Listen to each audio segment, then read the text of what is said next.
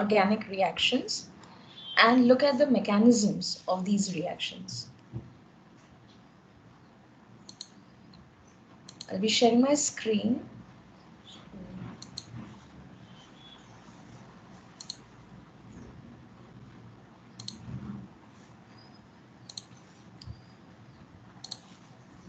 To begin with, we are going to have our final topic on organic chemistry, that is on organic reactions. Now, this particular topic that is related to organic chemistry, we are going to study under 4 subtopics. All right. The very first subtopic happens to be the name reactions pertaining to oxidation and reduction reactions. Clear? The second one would be the family of nucleophilic substitution reactions. Thirdly, we are going to talk about elimination reactions, and finally we'll take one drug molecule and study its mechanism, that is synthesis of aspirin. In today's lecture, what we are going to look at is how are the different reactions that we see in organic chemistry, and we are going to focus first on the nucleophilic substitution reactions. To begin with, when I talk about nucleophilic substitution reactions, we are basically talking about the attack of the nucleophile on the carbon atom present in an alkyl halide. So we are going to talk about nucleophilic substitution reactions that occurs in alkyl halides. Now, what do you mean by alkyl halide? An alkyl halide is a molecule which has a polar carbon halo bond. So there is a polar bond between carbon and the halo group. Okay. Why is this very important in terms of nucleophilic substitution? I'll tell you. So before we go for how the nucleophile attacks the alkyl halide, we have to first understand how is the nature of the carbon halogen bond. Correct? Now let us have a look at a typical carbon halogen bond. Now what we are seeing here, there is a carbon, okay, which is an alkyl, one of the carbon atoms present in an alkyl halide. Now this carbon is directly linked with a halo group. The halo group could be anything. It could be fluorine, it could be chlorine, bromine or iodine. Now the thing is, we are already aware of the fact that this fluorine, chlorine, bromine and iodine, they are all electronegative atoms. When they are connected as an electronegative atom, when they get connected to a carbon atom, what happens is there is a polarity that we observe. How is the polarity actually, or how is the charge separation that we actually see across this bond? There is a partial positive charge that we see on carbon and there is a partial negative charge that we see on the halo group. So the electronegative halogen atom makes the carbon atom electron deficient. We can very clearly say that the carbon atom which is connected to this halogen group has become electron deficient site, and that is the reason why we call it as the electrophilic carbon. So what will happen is, when you are talking about a nucleophile, we are already aware of one fact, students, that nucleophile is electron rich in nature, right? So they are completely rich with electrons, so they are ready to donate it, and this electrophilic carbon will be ready, more than willing to accept those electrons. So when an incoming nucleophile comes to comes near such a molecule, what will happen? It will have a site preference. Site preference means it will tend to attack this electrophilic carbon. Okay, and when it attacks this electrophilic carbon, there can be two pathways in which the outcome of the reaction could be. Okay, it could be SN1 reaction or it could be SN2 reaction, and that is what we have studied in the past about these reactions. Apart from that, what you're seeing here is, if you recollect, when I had shown you chemical bonding, I had shown you the electrostatic potential maps, which actually gives us the idea that how the electrons are concentrated at which zone. So we can clearly see, starting from, say, from fluoro family to up to the iodo family, we can clearly see that the electron density is more towards those electronegative atoms which happens to be very highly electronegative. Okay, the polar CX bond makes the carbon atom electron deficient and which will be willing to take up the nucleophile. So this becomes the other way of saying, or the statement would be that the electron deficient carbon will be the key site in the reactivity of alkyl halides. Okay. Alkyl halides, there are different types of reactions because we are basically talking about alkyl halides per se. Alkyl halides undergo different types of reactions, out of which two of them we are going to study. One, it undergoes substitution reaction with nucleophiles. So let us take a simple molecule like Rx, where R represents, let us say it's the alkyl group and X is the halo group. You have an incoming nucleophile. So X gets substituted by the nucleophile. Substitution X by Nu, that is your nucleophile in short, and what comes out is an electron. So you have a halo group coming out with its lone pair of electron, and this has to be stable. The second one is elimination reactions, wherein alkyl halides undergo elimination due in the presence of bases, and there is a difference between nucleophile and bases. We actually see that how can we have a competition between nucleophile. There are many molecules. See, when you say nucleophile, it could be any base compound also which can act as a nucleophile. So as a first year student, we are very much eager to know that which would be the nucleophile and which would be the base. So if you have bases which are catalyzing your reaction or which is going to take your reaction ahead, we call them as elimination reactions. So alkyl halides undergo elimination reactions in presence of bases. Now this happens when you, now in this particular case, the hydrogen which is at the position just next to the CX bond, that will be involved in the elimination. So there is an elimination of a halo group and a hydrogen atom also, which is just next to the CX bond. Hence, because there is a hydrogen that is coming out and there is a halogen group that is coming out. So the reactions in general under elimination are called as dehydrohalogenation reactions. Correct? And what will be the outcome of this reaction is we are going to get an alkene molecule. Hence, you will see in elimination we are forming an all new product altogether. Okay? And what comes out is a leaving group, and you have a base which is abstracting your proton from the position just next to the carbon CX bond. Okay, so we'll talk about this in detail. I'll not go into the details right now, but we have to understand what is happening. Now students, let us go back ahead because today our discussion will be only based on nucleophilic substitution reactions, right? So you have an alkyl halide, you have a nucleophile. So students, my language will be such that when we are talking about an alkyl halide, I can also call it as a starting material, or I will also call it as the substrate molecule. Okay, so that is our substrate molecule, or I can call it as an alkyl halide. The incoming nucleophile, this is the phrase that I'll be using.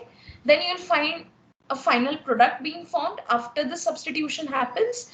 And finally, this halo group will be considered, which is coming out with its lone pair of electrons. I will call this as the leaving group. So you should know in the substrate molecule itself that which one happens to be the leaving group. The leaving group will be considered as your halo group, and the halogen group could be either your chloro, bromo, or any other group. Okay, so we are going to focus more towards that. Let us talk a little more about leaving groups. Now you know what is a leaving group in a nucleophilic substitution of alkyl halides. What makes a good leaving group? See, one thing we have to keep in mind that if the leaving group, if departs very quickly, the reaction is faster. Correct? And in organic reactions, we always want that the reaction should be faster. Correct? What makes a good leaving group? The leaving group is the one that is going to be present in your alkyl halide. That is your substrate molecule. So there are certain conditions for them.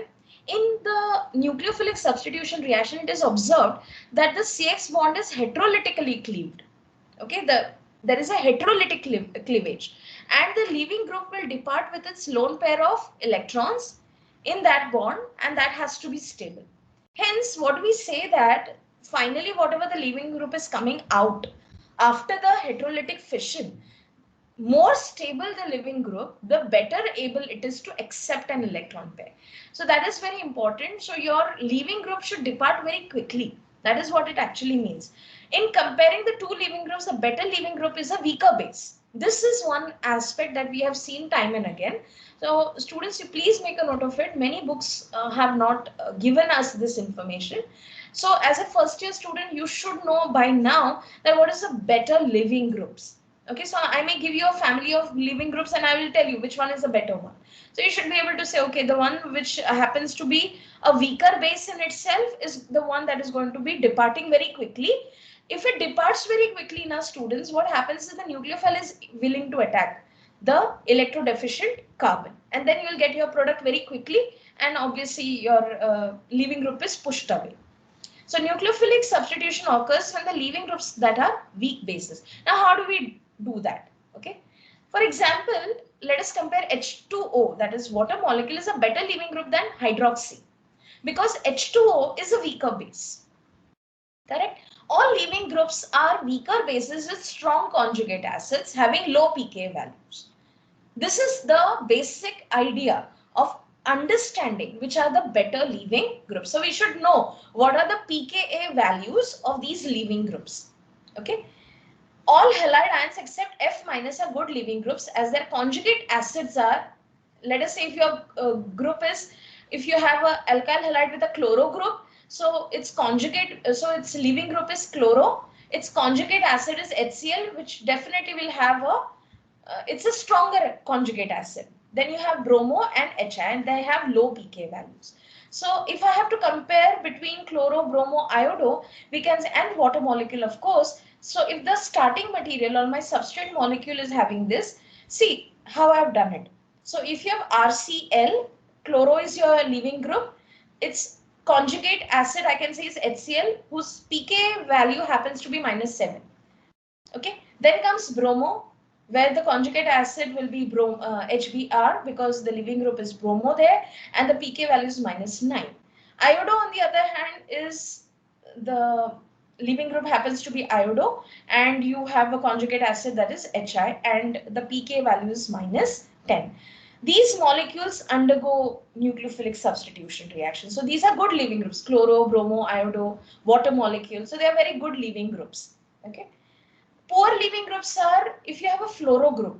Okay, these are the molecules. In fact, I would say they do not undergo nucleophilic substitution reaction. So my very first slide I had shown CH3F. So I would say that CH3F will not exhibit nucleophilic substitution reactions. So in an MCQ, they can ask you such kind of questions, students, wherein they may say that which are the molecules which are poor leaving groups, having poor leaving groups, and why is it so? Now you can take an example like RF, OH. So if you have an ROH, amines, okay, RH merely or R, so two aryl groups are present. So the pK values are quite high and we can see these are all poor leaving groups. So if I compare alkyl halides, let us not take these into purview. If I only take alkyl halide groups and halo groups, leaving group, the worst being the fluoro. It performs really badly in that scale. So it could be either chloro, bromo, or iodo. So we can give you only these examples when I talk about SN1 or SN2 reactions.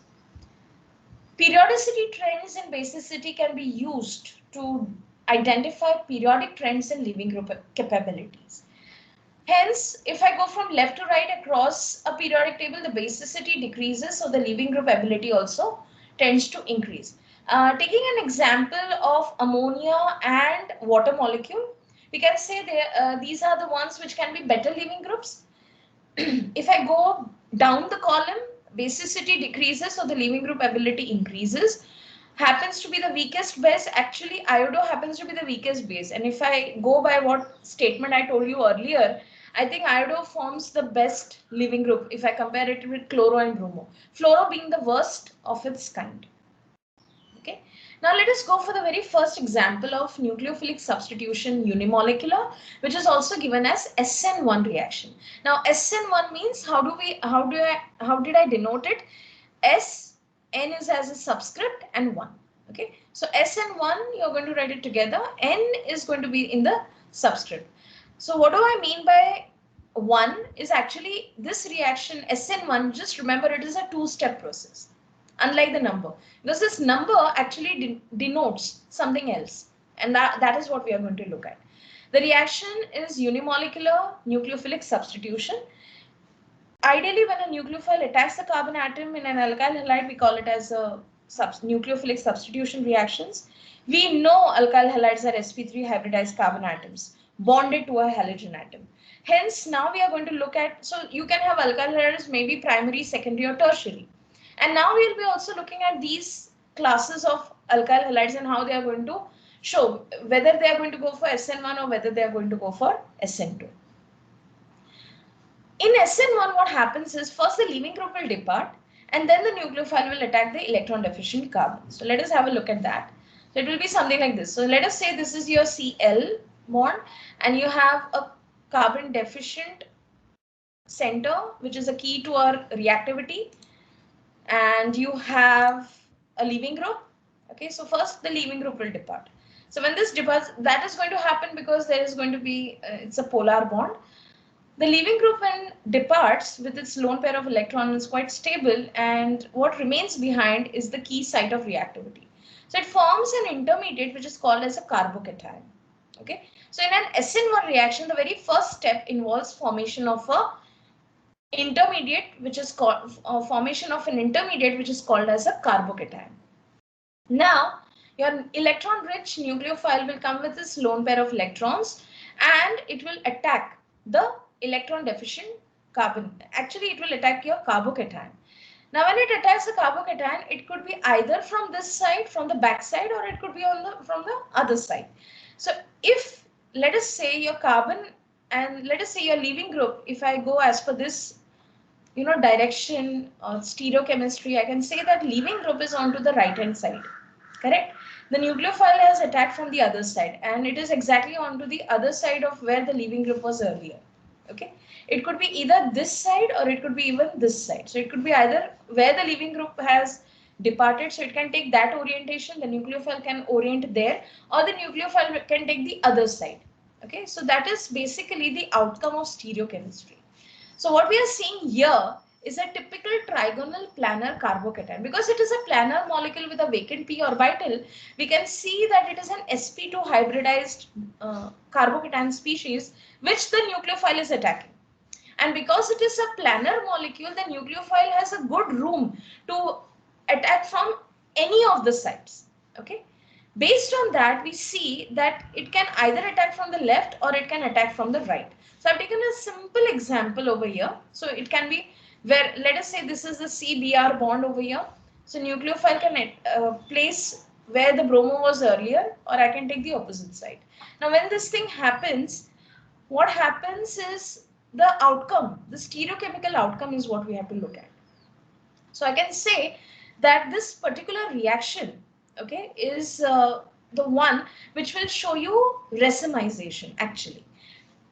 Pertaining to that, before that, let us have a look at what this one actually meant.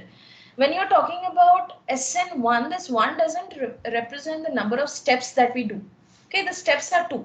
Okay, SN1 is a 2-step process. This one actually represents the molecularity of the reaction. So depending upon the molecularity of the reaction, we can either have SN1 or SN2 reaction. Now in this case, it is showing that the rate of the reaction only depends upon the substrate molecule. The substrate molecule in this case is alkyl halide, correct? The first step is a rate determining step. The first step where the leaving group departs is a slow step and reversible also. Okay, it's a slow reversible step and it takes some time. Nucleophilic attack will be very quick because carbocation is ready to accept the electron rich nucleophile, and it can be on one side where the leaving group was, it can orient there, or it can on to the opposite side of the leaving group which was there earlier. So the second step is fast. So the rate determining step will be this. The slow step should be as fast. That is the reason why I said that the leaving group should be good. Then this step is kind of hastened up and the reaction is slightly faster. So it's a first order kinetics. We see because it's a 2-step, so you're going to get 2 humps in the energy profile diagram.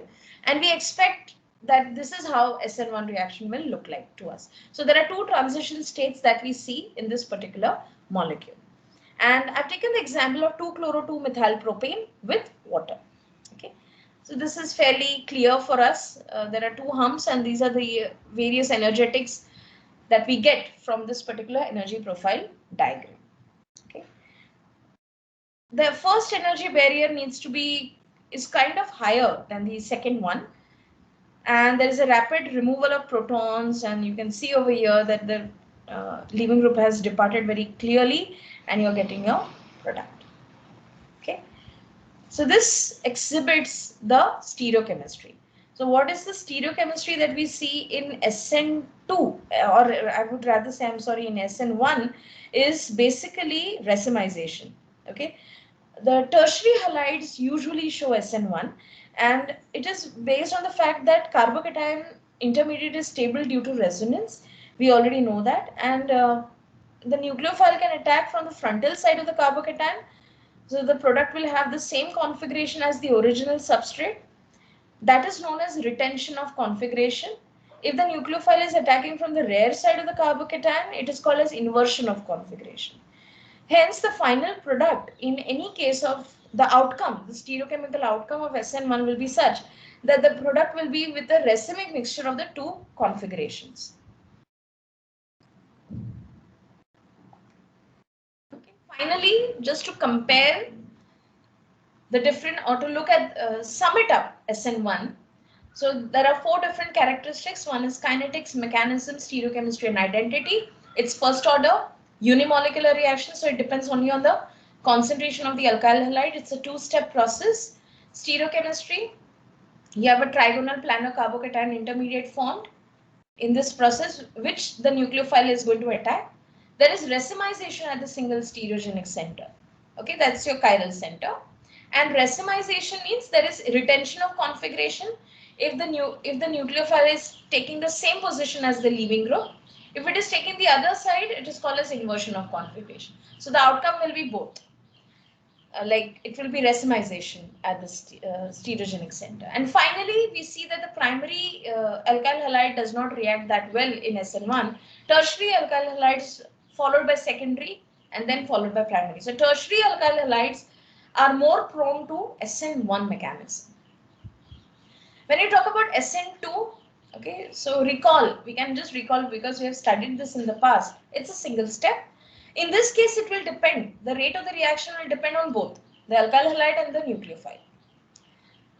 Both of them, it's a concerted mechanism. When I say SN2, it's concerted. Means nucleophile will attack the substrate exactly from the opposite end from where your leaving group is, and the leaving group will depart. So first, the nucleophile will form a bond with carbon. For a brief period of time, your substrate molecule will be in a pentavalent state, highly unstable, and then the leaving group will depart. Okay, so it's a very typical concerted mechanism. So you can see nucleophile attacking your substrate. In this case, you can see it over here. And for a brief period of time, there is a highly unstable. That is the reason why I put it in the square bracket. It's a highly unstable transition state. Because in this case, I can say the carbon is kind of in a pentavalent state. Okay, so one bond will quickly form with carbon and this has to depart. So you can see the orientation has kind of changed. So it is a backside attack of the nucleophile and the leaving group departs. So ideally the displacement is resulting in only one stereochemical outcome for SN2, that happens to be inversion of configuration, which means wherever there is this bromo group, okay, or the halo group, exactly from the opposite side the nucleophile is going to attack. So if your substrate molecule starts with an R form or the R isomer, your product is going to be an S isomer. So there is going to be an inversion of configuration. So this example is typically of 2-bromobutane in its R isomer. When you are reacting it with NaOH, you are going to get S-butanol. That is S2-butanol with bromo group coming out as your leaving group. Okay. As it is one step concerted mechanism, so the energetics will show us with only one hump, with a pentavalent state of the carbon atom, which makes it highly unstable, as you can see this transition state. And finally, this will quickly go back, just break away, and you are going to get your product. Okay. Now, what we see is it's better with primary halides, because in this case, your nucleophile has to attack from the back of the carbon atom, which is connected to your halo group. And that is the reason why if there is too much of steric hindrance behind, it will be very crowded as a substrate molecule. So it becomes very difficult for the nucleophile to attack. Okay, at that point of time, I can say that primary halides tend to undergo SN2 mechanism at a better pace, followed by secondary, and tertiary halides very rarely show SN2. I'm sorry. So we can see here substitution nucleophilic bimolecular. We can see SN2 reaction mechanism with the EA, that happens to be the energy of activation. This has to be as low as possible because we want the reaction to be faster. The rate of the reaction for SN2 depends upon the nucleophile and the alkyl halide in terms of concentration. So that is one thing that we see. That is the reason why it is bimolecular. So this 1 and 2 students, do not get confused with the number of steps. It's exactly the reverse. So SN1 is a 2-step process which depends upon only the concentration of the alkyl halide. In case of SN2, it's a 1-step concerted reaction mechanism and the bimolecular reaction. So it depends upon the concentration of both your nucleophile that is incoming and your alkyl halide concentrations. To increase the rate of SN2, increase the energy of nucleophile and choose the substrate with the lowest energy. So we usually take primary halides and we take very strong nucleophiles.